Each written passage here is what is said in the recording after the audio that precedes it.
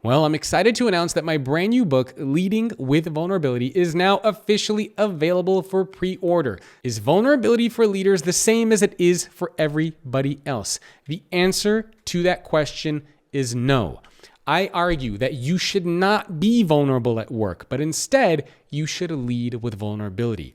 And there is a key and crucial difference there. But if you want to find out what that is and how to do it, you will need to order your copy at leadwithvulnerability.com. And if you pre-order a copy, you're going to get access to some really cool bonuses, including some exclusive CEO interviews, including those with the CEOs of GE, American Airlines, Edward Jones, and a couple others. You're going to get a sneak peek of the book before it comes out, and you will get a private invite to a webinar that I am hosting where I will be sharing some of the concepts and ideas from the book before it actually comes out. So head over to leadwithvulnerability.com.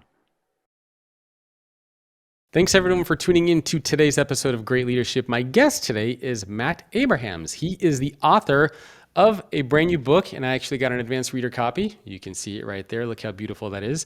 It is called Think Faster, Talk Smarter. He's also a lecturer in organizational behavior at the Stanford Graduate School of Business and the host of his own very popular podcast called Think Fast, Talk Smart, Communication Techniques. Matt, thank you so much for joining me. I am thrilled to be here with you, Jacob. Thank you. I am very excited to talk to you. So I had the opportunity to go through a lot of the different components of your book. And before we dive into some of these things, why don't we begin with just some background information about you and why you even decided to write this book to begin with? So there are really two major influences on the book. One is from my life. You might have noticed my last name starts with AB. My entire life, I have been called on in the moment and put on the spot to speak. I always knew in classes from elementary school all the way through high school where I would sit, and whenever the teacher asked a question. As a former high school teacher, I taught high school for a couple of years, many of us can get lazy and we just do things alphabetically. So I always went first. So the book is all about how to speak effectively in the moment, answering questions, giving feedback, fixing our mistakes, making small talk. And that really initiated in me when I was a kid, and just like, wow, every time I'm on the spot. And then later teaching at Stanford's Business School, where I've been for over 12 years now, I teach a class on strategic communication. And the deans of the school several years ago came to me and said, can you help us? Our students, who are some of the best and brightest young leader minds, are struggling with cold calling. You know, when the evil, mean professor looks at you and says, what do you think? And you have to respond on the spot. These amazingly brilliant students were struggling. They would literally not be able to respond. And so they asked me, is there something you can do to help them? So my own personal experience struggling with it, and then being asked to look into it, led me to do a deep dive academically, doing research, looking at a myriad of fields from psychology to anthropology to improvisation, to create a methodology that today every Stanford MBA has the opportunity to go through this content, and we find that it helps them to feel more comfortable and confident in their communication. Yeah, it's so interesting. I remember when I was younger, so I did drama and acting and all that sort of stuff in classes. And there used to be these competitions. I can't remember the organization that would put it on, but they would do a series of different competitions. You would have to do math. And so one of the things would be, for example, they would give you a couple sheets of paper, and then you would get in groups of teams, and they would say, build the highest tower you can out of these groups of paper. And one of the contests that they would actually do is they would have students pick a topic out of a hat, and then you would have 3 to 5 minutes to prepare something that you wanted to present to a panel of judges. And I'll never forget, the topic that I pulled out of a hat was something on earthquakes. And I was sitting there thinking, I must have been, I don't know, 13, 14, 7. I was young, and I'm thinking, holy shit, like earthquakes? So I had to basically spend 3 to 5 minutes preparing some sort of a BS about giving a talk on earthquakes. And so from a young age, I really and same thing if you're acting, right? And if you forget your lines, the audience still doesn't always know that you forgot your lines unless you act like you forgot it, right? If you freeze and go, oops, I forgot my lines, everyone's gonna know. But if you kind of make something up that's in the flow and keep going with it, a lot of people are never gonna know the difference. So I understood from a very young age the importance of being able to not just communicate and speak, but also, bullshit a little bit here and there when you have to. So I love that you used to get called on as a kid with with the AB. And what do you find is the big struggle here? Is it when people get called on? Is it more fear? Is it more just genuinely, I don't know what to say because I don't have the information? Like, why is it that so many people struggle with this? That's a big question, and it's got lots of components to the answer. So I'll start at a high level, and we can dive deeper if you wish. So anxiety is one thing for sure. Many people, most people, are nervous in high stakes speaking situations, regardless of if they're planned or spontaneous. So anxiety certainly looms large. We also have a desire to do well. We want to do our best. Some of us really, really, really want to do it right. There is no right way. I tell all my students, I've been doing this for a long, long time. There is no right way to communicate. There are better ways and worse ways, but no right way. But we are constantly evaluating and judging ourselves as we are speaking, and that can get in the way as well because we only have a fixed bandwidth. Our brain can only do so many things at a time, and if part of me is judging what I'm saying while I'm saying it, it reduces what I can do. We also tend to see these situations as threatening. We see them as challenges, as threats, and therefore become very defensive. We retreat both physically and even mentally. So if we can reframe these as opportunities, potential good things could come. And so all of these combine together to make these situations really, really challenging, and we're afraid we're not going to have the right thing. We don't know what to say. So add all that to the fact that we might not know. You didn't know when you were a young kid everything you needed to know about earthquakes, so that made it even more stressful. So there are a lot of reasons that these situations are very nerve-wracking for us, but there are things we can do at each and every one of those points to make ourselves feel more comfortable and confident. I have two young kids, a son who just turned 3 and a daughter who's about to turn 7. And even I notice from them, and I don't know where the stress and the anxiety necessarily comes from, but even with kids, if I just ask them something, and sometimes they're okay with just how was your day and things like that. But if it gets to, what do you think about something?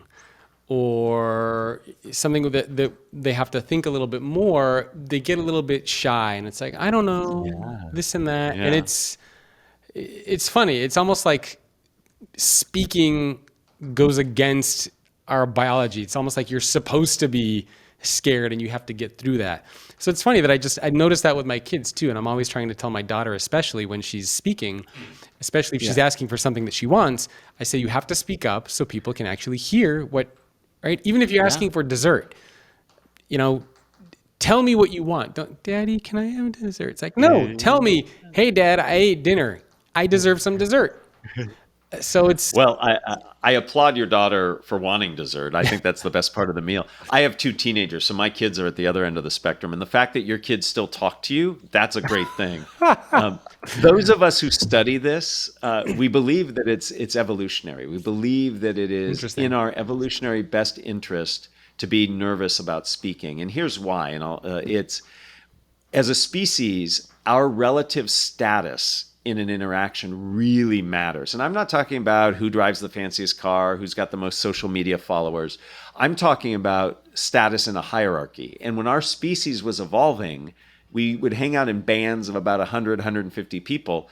Where you ranked among those people mattered a lot. If you had higher status, you got food, you got shelter, you got reproductive opportunities. If you were low person in that group, things were not good for you. Yeah. Your life was at risk. You might not get food. You might not get shelter. And that's ingrained into who we are. So when we risk speaking up, we risk our status. And that's why so many people, we believe, have this ingrained fear. And we see it in kids. We see it across all cultures. So we really believe there's a strong biology to it. We think it's built into being human is to be concerned about our communication. You all know that I spend a lot of time talking about themes like leadership and the future of work. But there needs to be a company out there that's actually powering the future of work. A company out there that's designing, building, and managing the systems that the world depends on. Without those types of companies, there is no future, and there is no future of work. And that's why today's episode is sponsored by Kyndryl. They're a technology services company that advances the vital systems the world depends on every single day. Kyndryl is the heart of progress. At Kyndryl, progress starts by standing up for something with intention, being pro something with your whole heart. And those of you who've been listening to my program know that I talk about being able to take a stance for something, being able to fight for something, and not just being passive and playing in the gray areas. So one of the things that I love about Kyndryl is they are pro something. Kyndryl stands up for progress by committing to help their customers digitally transform technology systems with a global team of curious and diverse minds. Again, both themes that I have talked about on this show quite a bit, because there's nothing better than taking a step forward together. You can learn more by going to Kyndryl.com. That's KYNDRYL.com. It's interesting.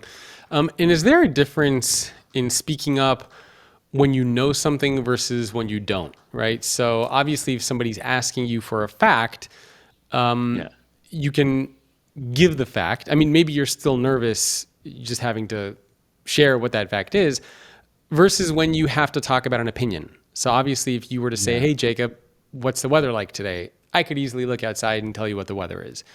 But if you were to say, hey, Jacob, what do you think about what Elon Musk is doing at Twitter? Or what do you think about, this leader over here? And it's more of an opinion. Is there any kind of a difference there as far as the pressure, the anxiety between the two? So first, I would be very curious about your perspective on Elon Musk and Twitter, but we'll do that for another time. But yeah, of course there is. So when we're talking about things that we believe are more objective, then we can tend to have a little more confidence. When you communicate, you have to, there are two key components to focus on: what you're saying and how you're saying it.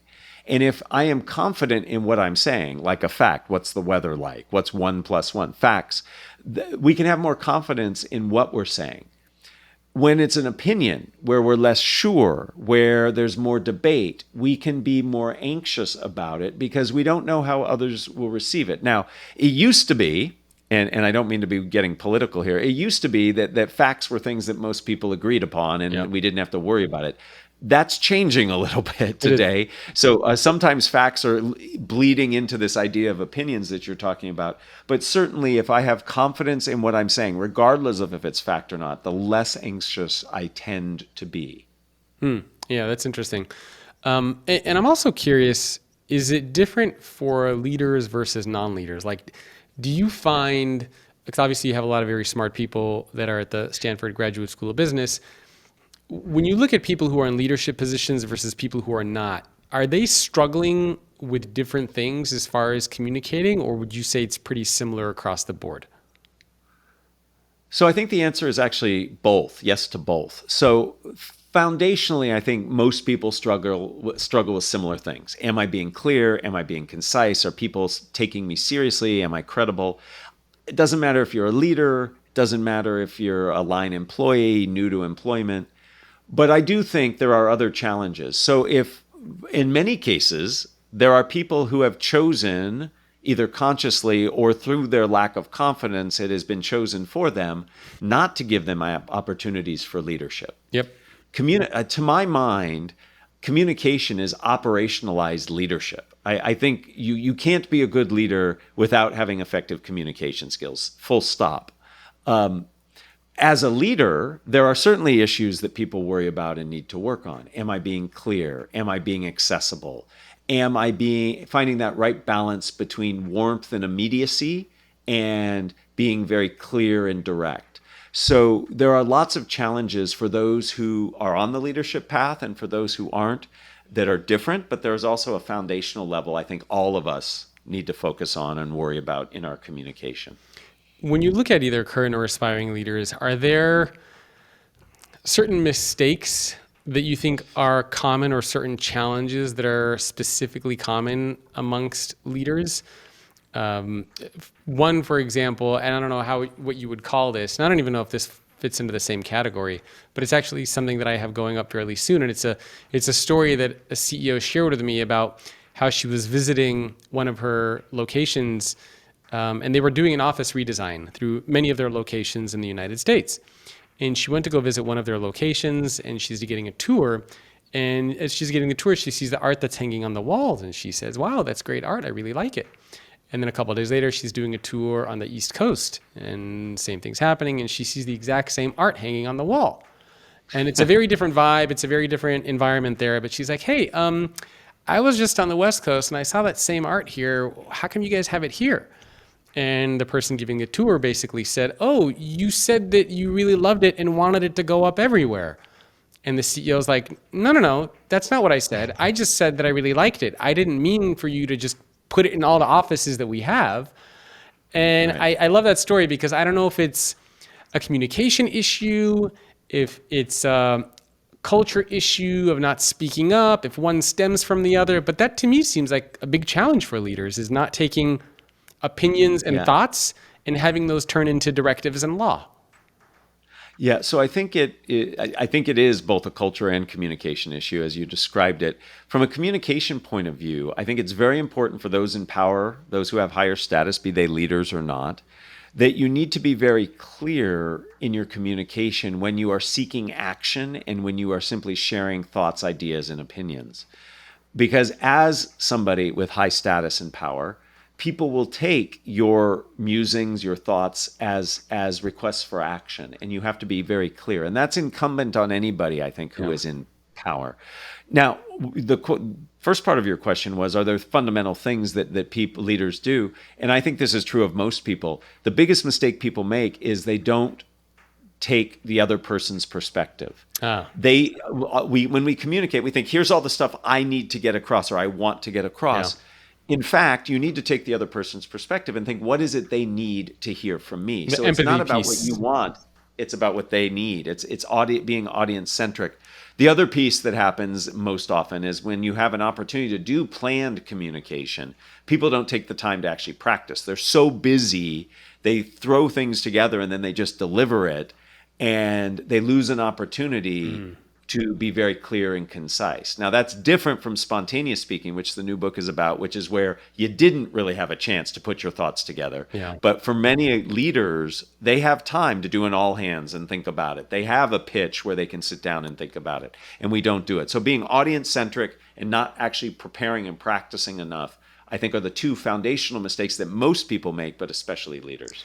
I remember the one time I had to practice the most is when I was giving a TED talk in Greece. Yeah. Oh my goodness, 6 years ago, 7 years Yeah, ago. yeah.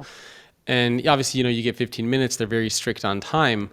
And so I was rehearsing this 15-minute spiel every chance I got. I was bathing the kids and rehearsing it. I was driving and rehearsing it, to the point Yeah. where my wife was able to give, like, she knew she could have given the talk for me if I didn't go.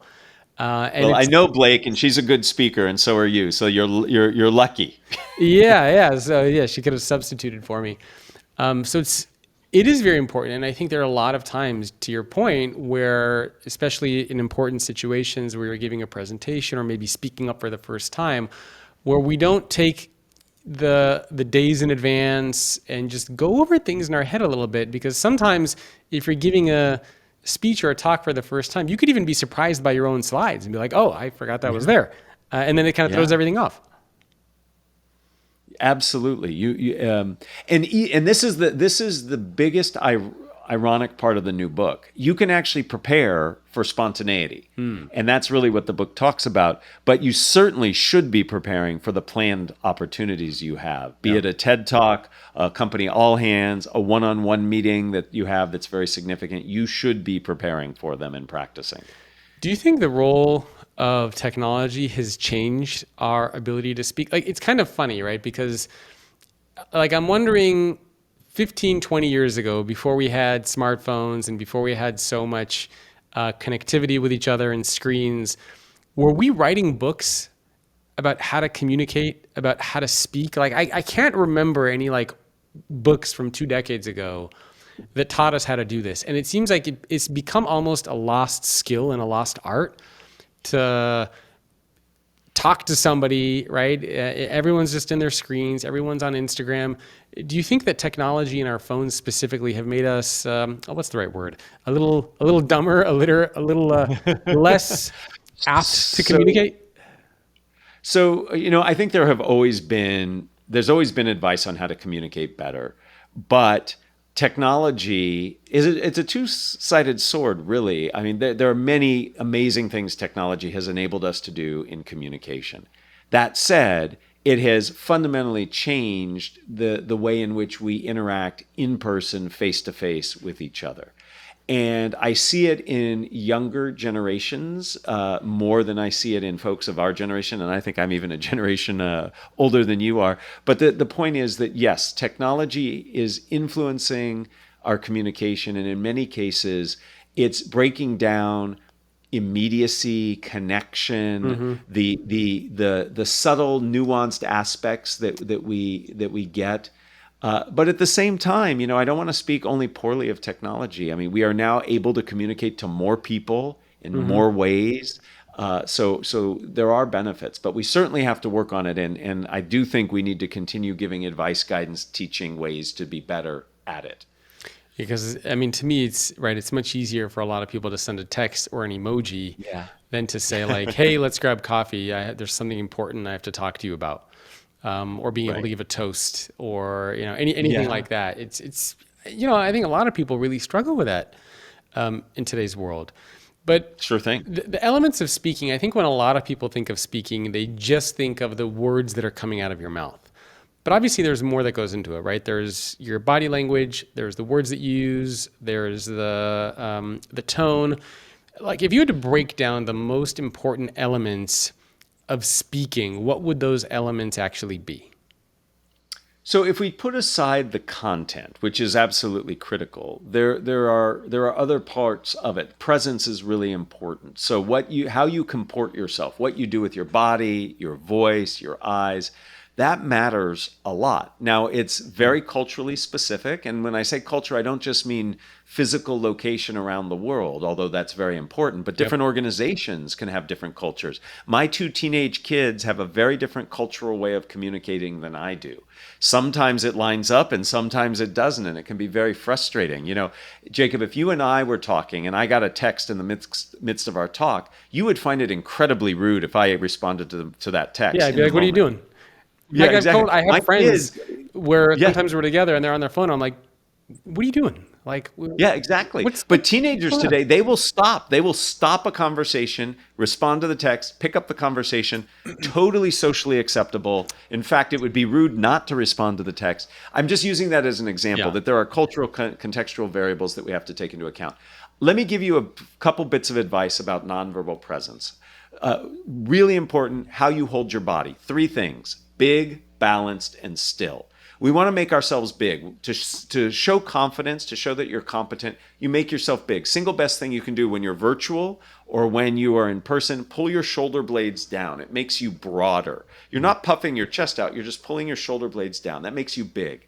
You want to keep your head straight. A lot of people tilt their heads when they speak. It lowers your status. Yeah. And then finally, you want to be still. A lot of people, when they get nervous, they move around a lot, and that can be very distracting. So big, balanced, and still is critical. You want to make eye contact. The most challenging thing we have with technology is you have to look at the camera. Because when I look at the camera, it looks like I'm looking at you. Yeah. Even if your video is on the screen, I want to see your response. But in fact, when I look down at you, look to get your response, you see me looking down, which makes me look less involved and less Yep. confident, which means the response I'm seeing in you is that you think I'm less confident. So the best thing to do is just look at the camera.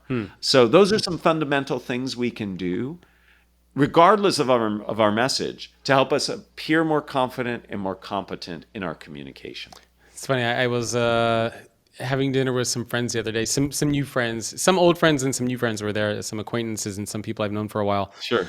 And then after the dinner, I was having a conversation with some of my friends, and I was like, what'd you think of so and so?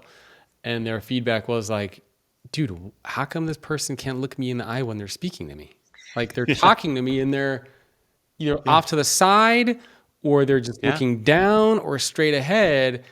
And at that point, it didn't matter what the person was saying, but the fact Yeah. that they were not able to look at the other person when speaking completely turned everyone off from having the conversation and from engaging. And it's funny. And this is where I think, and again, I could be wrong, where I think maybe technology has played a role, that we forgot how to look people in the eye, how to give a Yeah. good handshake, how to, do some of these Yeah. very basic things. Like, I never thought that I would have to tell somebody, look them in the eye when you're speaking to them. But I mean, that's the world we're in now. That's right. That's right. And I worry and wonder what 10, 20 years from now it's going to look like. It might be the norm. I mean, I remember in my business school classes 8 years ago, I, for the first time, asked the question, are emojis appropriate in business communication? And 8 years ago, it was 75% no, 25% yes. Now people are like, why are you even asking the question, right? So we've had this evolution, and I wonder what eye contact, nonverbal presence is going to look like 15, 20 years from now as we evolve. I don't know. Yeah, I don't it's know. I am terrifying. saddened by the fact that it might be no eye contact, no handshakes, no immediacy. Yeah. But it's an experiment that we are all part of. How important is it to know the medium that you're using to get your point across? Because Incredibly. yeah, like I think when a lot of people think of communicating and speaking, they think of maybe in person, right? But if you look at all the different channels that we have at our disposal, you could be in person, you could be virtual, you could be sending a text, you could be a phone call, you could do a written note, you could do an email, you could do emojis. Like you are communicating across so many different platforms. And I think the expectation of leaders especially is that you have to be good at all of those platforms. Like whether you're at an all hands meeting in person or whether you're sending an email to somebody, you have to make sure that your point gets across. And it's tough because I mean, I've even seen firsthand, as I'm sure you have, there have been a lot of leaders who are so charismatic and they're so good at in-person communication. And they don't need a script. They can, maybe they have some notes, but they're really good at just commanding a room. And then you stick them behind a screen, like to do something virtual, and they're just a completely different person. And all of a sudden they're reading something, the charisma has lost, like everything's gone, and the perception of the employees is like, wow, like this is the leader here? Or sometimes you even get an email from a leader or it looks like a letter that should be written to a therapist, right? So like we forget that we're not communicating the same way across every platform. So can you talk a little bit about the importance of knowing the medium of communication? Absolutely. It is critical. I am often brought in as a consultant to companies that are struggling with having too many channels for communication. And one of the first things I do to try to help them is to help them prioritize and to define which channel is appropriate for which type of communication. So do we send a Slack or do we call the person? Is this an email or is this a company broadcast message? What type of communication warrants what type of channel? So absolutely, you have to figure that out first and foremost. And then you have to be prepared and skilled at using those different tools. So the way I write a Slack message should be different than the way I write an email, which should be different than the way I would speak it if I were speaking to you. So we have to become adept at that. And all of us experiences this. So for example, we're still doing lots of virtual communication. Yep. There are lots of different tools out there, and certain tools work differently than other tools. So I might be a black belt in Zoom, but you get me on Teams and Meet, and all of a sudden, I'm fumbling and bumbling. Yeah. So what's really important for all of us to think about is, one, building up our expertise in whatever medium or channel we're using, and then two, practicing with that so that we become good at it. And I also believe it's incumbent on us to help people. So I think the most underutilized communication tool is a meeting invite. We can do so much in a meeting invite. For example, if I know I'm going to use a polling feature or a shared whiteboard, in my meeting invite, I will say that. I'll say, as part of this, we're going to do this. And I put a link to a YouTube tutorial for it. So if somebody comes to Zoom, they're a Meet user and they come to Zoom and I'm saying I'm using the whiteboard, they can click on it and they know how to do it for the meeting. So they feel prepared. And what's interesting is we have some research, Jacob, that says just by virtue of me putting that in there, you think of me as a more credible and compassionate leader because I took the time to say, hey, if you don't know this, you could go learn this. And even if you know it, you're like, that was nice of him to do that, right? So there's a lot of benefit to knowing your channel, knowing the medium, practicing it, and preparing other people for it. This episode is made possible by Kyndryl. They are a company that is designing, building, and managing the systems that the world depends on. There is no future of work without companies like Kyndryl that are out there making all of these things happen. Kyndryl is a technology services company that advances the vital systems that the world depends on every single day. They help their customers digitally transform with a global team of curious and diverse minds. You can learn more about them by going to kyndryl.com. That's KYNDRYL.com. I like that tip actually for especially virtual meetings. Any other, you mentioned one of the distinctions between virtual and in person. Are there any other things that people should be paying attention to when it comes to virtual speaking? One, for example, to me that comes to mind is just making sure that you have good hardware. And this is like, it's a weird thing to even say because a lot of people would never even think of this, right? But you have to imagine that if you're giving a virtual presentation, a virtual all hands, a virtual keynote or a webinar, if people can't see you and hear you, it doesn't matter what you're saying. And I've been on some of these meetings before where you have like a top executive at a company that looks like they're talking from the bottom of a fishbowl. And you can't see them, they're pixel, and it's, at that point, who cares? So I think at the very least, my tip for people would be invest in a decent quality mic and a decent quality camera. But absolutely. But from a presence perspective and a communication perspective, what are some of the differences that you think are worth paying attention to between in-person and virtual, and any suggestions on what we should do in a virtual setting? Absolutely. Let me give you three.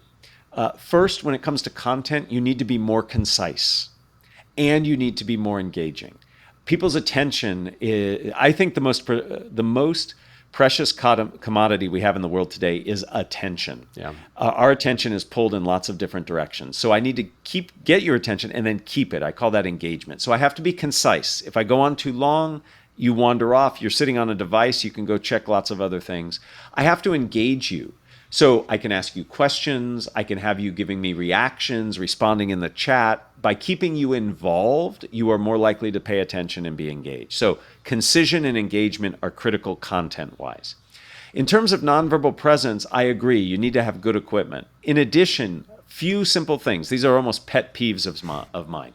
One, frame yourself well. Some people sit so far away, they look like a constellation in the sky. We like to read what's on people's faces. If I can't see your face, I don't know if you're telling me the truth. We all learned this during the pandemic when everybody was wearing masks.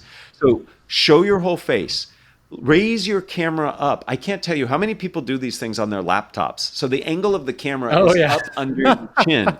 No one looks good like that. Jacob, when I was a kid and we wanted to scare people, we would take a flashlight, shine it under our chin so we would look scary. That's how people look.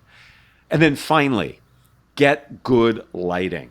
I can't tell you how many people I'm on virtual calls with that look like they're in the witness protection program. They're sitting in the dark. I tell everybody, get a ring light. If you don't know what a ring light is, find a teenager, ask them about TikTok, because TikTok is all about ring lights. So you have to be seen. That's the nonverbal presence piece. The last thing I'll say, record yourself. All of these tools have recording features. Practice recording yourself. Even if it's going to be a Q&A, have somebody throw out some questions for you, record yourself, and then watch. Does it look like you want it to look? It's painful as all heck to watch yourself. I get it. But better you see what you're doing so you can change than you don't. I mean, I always, when people say, I hate watching myself, I say, do you want to be in the middle of a meeting with some spinach in your teeth? And everybody says, no. Don't you look in the mirror before you go in the meeting to see? And they say, yeah. Record yourself. So those are the three bits of advice: concise and engaging for content, Make sure you are seen literally with your setup, and then record yourself. Those are the big tips for virtual communication. Yeah, I think those make a lot of sense. And they're easy and simple and practical things for people to remember, which I think is the best part. Are there any leaders out there where people were to say, you know what, who does Matt think is a great communicator, whether it's virtual, whether it's in person, somebody that you think other people can emulate? Who comes to mind for you? There are many leaders that I really, really respect. Let me share two with you. I think Mary Barra of GE, Okay. wonderful.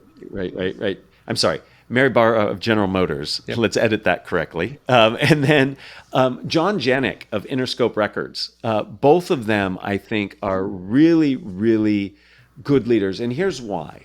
They're very audience centric. They are focused on the needs of their audience. They are good listeners, and they are able to bring their personal passion and style to their communication. So it doesn't feel scripted. So there are many, many leaders I coach. There are many, many people I respect.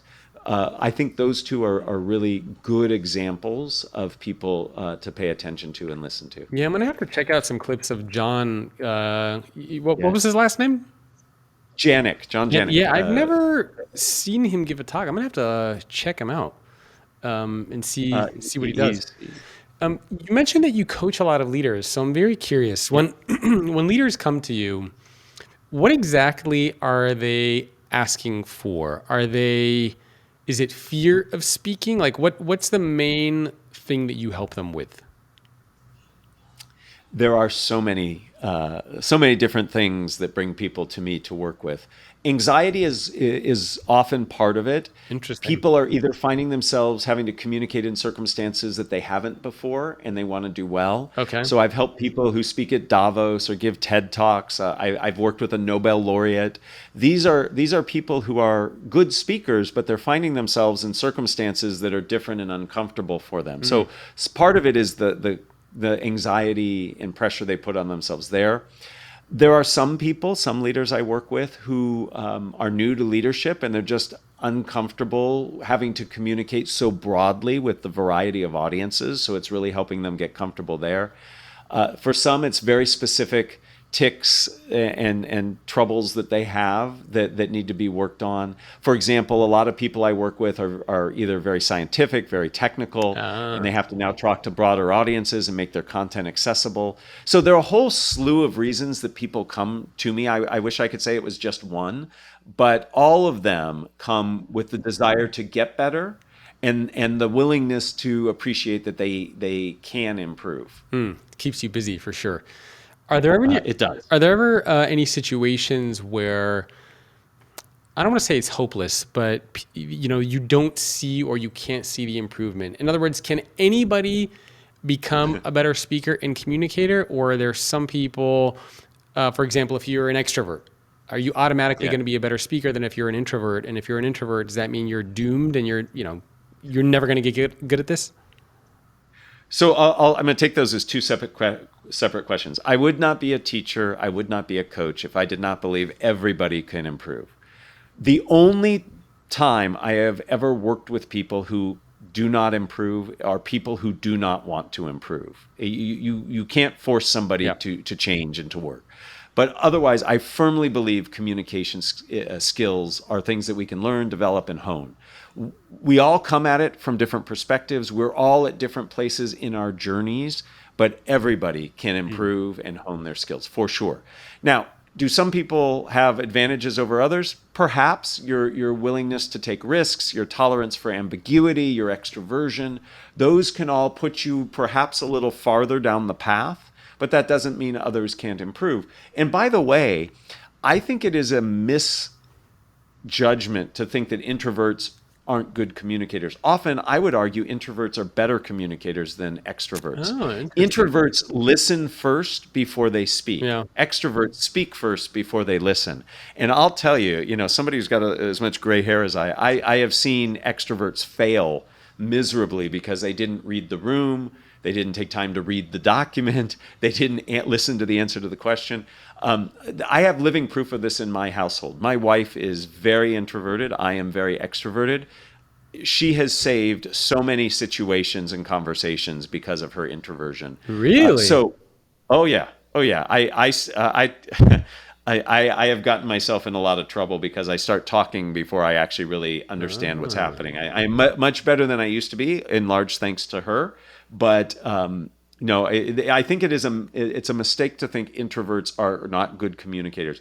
In all my years of doing my podcast, of doing my research, of teaching communication skills, I have come to believe that the most important communication skill is listening. And that's might seem antithetical, but if you listen and understand what's needed, you will be a much better communicator. Who decides if you're a good communicator? Because there have certainly been situations, at least for me, where I would think that I do a good job at something. I've gotten my point across. I've said something the right way, whether it's text, whether it's giving a speech or whatever. And then I get feedback that's like, dude, we didn't understand anything that you were talking about. Like, it was so confusing, or that was rude. And I'm like, whoa, what? I thought I did an amazing job. So how can you get better? I mean, do you need to find people that you trust that can give you that honest feedback? Because the subjective versus the objective opinion can be very different as far as improving and getting better. So what do you recommend that people do? So there is a disconnect between what we feel and what's real. We are not the best judges of our own communication. Part of it is because we have way too much access to information that others don't. One of the most powerful learnings that comes early in my MBA class, my strategic communication class, is we have students tell a story. Leaders have to be good storytellers. So we have them tell a story, and we digitally record them. And we have them watch their recording in 3 ways: with sound only, no sound, so video only, and then both together. Interesting. And by far, the number one thing most students, if not all students, realize is I came off more confident than I felt.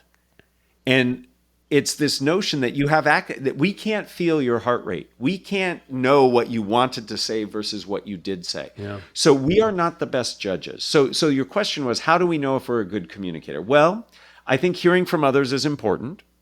I also think having a goal before you communicate is critical. And to me, a goal has 3 parts. What do you want people to know? How do you want them to feel? And what do you want them to do? And if you are done at the conclusion of your communication, if people know what you want them to know, are feeling the way you want them to feel, and are likely to do what you want them to do, then I would say you are a good communicator. So I think there's a content piece to it, an experiential piece to it, and a realization that we are not good judges of our own communication. Yeah. So with that in mind, we can then create a baseline from which we can then focus on areas to improve.